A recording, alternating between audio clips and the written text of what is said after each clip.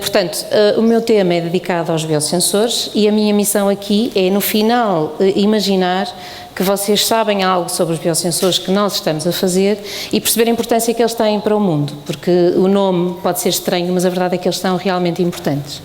E então, nesta palestra vamos começar por falar um bocadinho do conceito do que são os biosensores. Vou-vos explicar em que ponto é que nós estamos no contexto atual, para onde é que nós nos dirigimos e qual será o futuro iminente destas novas tecnologias.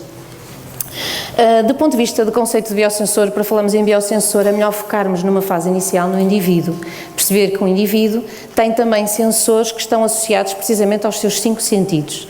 Nós não estamos habituados a pensar neste paradigma desta forma, mas a verdade é que para conviver com o mundo externo, para vermos, olharmos, sentirmos, nós precisamos dos nossos sensores. E esses sensores são arquiteturas muito bem feitas pela natureza, que vêm a um ser mais elementar, que é a célula. E a célula, curiosamente, que é a menor entidade com vida, é também arquitetada por material que não tem vida. E isto é tudo muito curioso, porque depois organiza-se de forma a ter vida.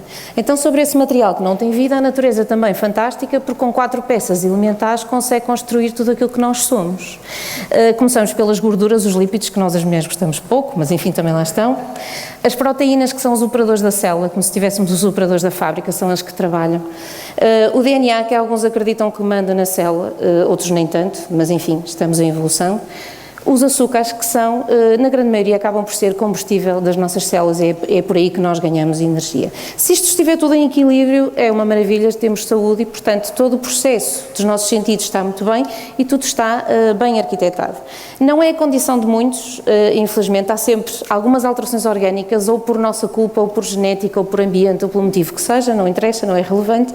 A verdade é que há muitas situações onde há alterações de saúde que depois vão condicionar a forma como nós estamos. E nessa condição nós temos sensores, podemos ter dores de cabeça, más disposições, enjoos, uma data de coisas, mas esses sensores não nos vão dizer exatamente o que é que nós temos, e então vamos ter que confiar em sensores artificiais.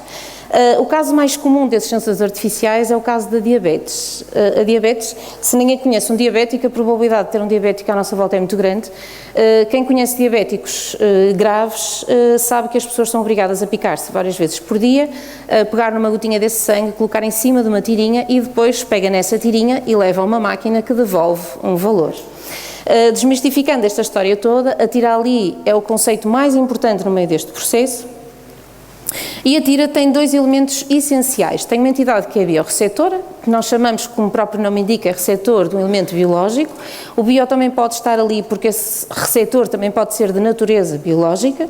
E depois, o que acontece quando, no caso dos diabéticos, o açúcar chega lá e interage com o biorreceptor, ele promove uma alteração no sinal que depois é lido e conduzido através de um transdutor. Neste caso seria um sinal elétrico, por isso é que nós colocamos na máquina, que tem umas pilhas e tem uma bateria. Se eu associar este conjunto, eu tenho finalmente um biosensor. Portanto, um biosensor é uma coisa muito simples. É uma entidade biorreceptora que recebe o composto que eu quero medir e que me interessa a mim do ponto de vista diagnóstico e da saúde, ou do ambiente, ou o que seja, e depois tem um transdutor que tem que ser responsável por medir essa interação, essa ligação que acontece entre o biorreceptor e o alvo. Eu gosto mais de simplificar este esquema, porque o que temos ali é um exemplo da glucose, mas pode não ser só glucose, nós podemos ter sensores para tudo e mais alguma coisa. No fundo, um sensor é uma plataforma que é um transdutor e é um biorreceptor colocado ali em cima. O biorreceptor também pode fazer muitas coisas com o composto que chega lá. Pode ligar-se a ele, pode destruí-lo, pode convertê-lo num composto diferente. Há muitas formas de ter ali um biorreceptor. Em termos práticos, onde é que nós estamos? Fisicamente, nós estamos no Instituto Superior de Engenharia do Porto, porque é lá que desenvolvemos esta investigação. O mapa não se vê bem, vê-se. E estamos no grupo de investigação Biomarker Sensor Research, que tem 5 anos de idade, mas que com alguma história já na sua trajetória de investigação, e é uma unidade de sinteses. Portanto, nós gostamos de converter os biorreceptores em anticorpos plásticos e de usar materiais elétricos como transdutor. O que são os anticorpos, para começar a explicar? Eu acho que quem anda um bocadinho na área da saúde já viu que os anticorpos têm sempre o formato de Y que é desenhado. É uma entidade que tem um formato de Y e que tem na extremidade duas formas muito peculiares, que encaixam apenas com o composto para o qual foram desenhados. Dito isto, imaginem que tem uma bactéria qualquer que entrou no vosso organismo e que, entretanto, há um anticorpo que já sabe quem ela é e, quando a reconhecer, vai encaixar e vai ser responsável por eliminá-la e fazer com que nós estejamos protegidos dessa bactéria. O anticorpo é assim que funciona. Funciona exatamente por encaixe. Quando encaixa, fica lá e não volta a sair. É como se fosse uma fechadura com uma chave, só que não é preciso rodar a chave. Basta entrar a chave e, no momento em que ela entrou e cumpriu com o modelo, ficou ali ligado. Quando não encaixa, ele não liga e aquele composto fica a circular livremente e o anticorpo deixa-o passar sem qualquer problema. O que nós fazemos isto é de forma sintética, fazemos anticorpos plásticos. Como os anticorpos funcionam com encaixe, o que nós fazemos é fazer um encaixe do composto que queremos capturar. Imaginem pegar na vossa mão, colocam em cima do molde, enchem tudo de barro, deixem encher o barro, deixam secar e depois tiram a mão. O resultado é ter a forma da mão. Quando a mão voltar a encaixar, só a mão é que vai ter aquela forma. Há uma diferença, é que depois a mão vai gostar de lá ficar. Isso para nós não acontece, nós pomos e tiramos, mas nos nossos anticorpos plásticos acontece essa vontade da mão ficar ali ligada. E, portanto, nós fazemos isso porque os anticorpos plásticos, como são sintéticos, são mais baratos, são mais estáveis, os naturais são maravilhosos, mas impõem utilização de animais, impõem condições de armazenagem muito prolongadas, com temperaturas muito reduzidas e dão alguns problemas de custo também. Do ponto de vista de materiais elétricos, nós fazemos coisas muito diferentes. Eu trouxe-vos a estratégia mais simples, há coisas mais nobres, como utilizar o ouro e a platina. Eu trouxe-vos a coisa mais simples que nós temos lá, que é uma seringa de insulina com grafite, que é grafite do nosso lápis, que foi pulverizada, foi empacotada com araldite endurecedor, com cola, e foi colocada na ponta, espetou-se um fio de cobre e, entretanto, o fio de cobre ficou lá colado e agora serve de transdutor. O biorreceptor é colocado em cima e ele serve de transdutor do sinal elétrico. Nós aplicamos isto a muitas coisas, desde o ponto de vista ambiental, alimentar, até o ponto de vista da saúde, e estamos essencialmente com foco muito especial na saúde, em doenças cardiovasculares, doenças do cancro, tudo o que sejam compostos que possam ser associados a uma determinada doença, nós tentamos monitorizá-los através destes dispositivos. E para onde é que nós vamos? Nós vamos tentar romper esta barreira atual, é para aí que nós caminhamos já há uns anos esta parte, e a nossa tentativa é alterar o paradigma atual daquilo que é um dispositivo biosensor.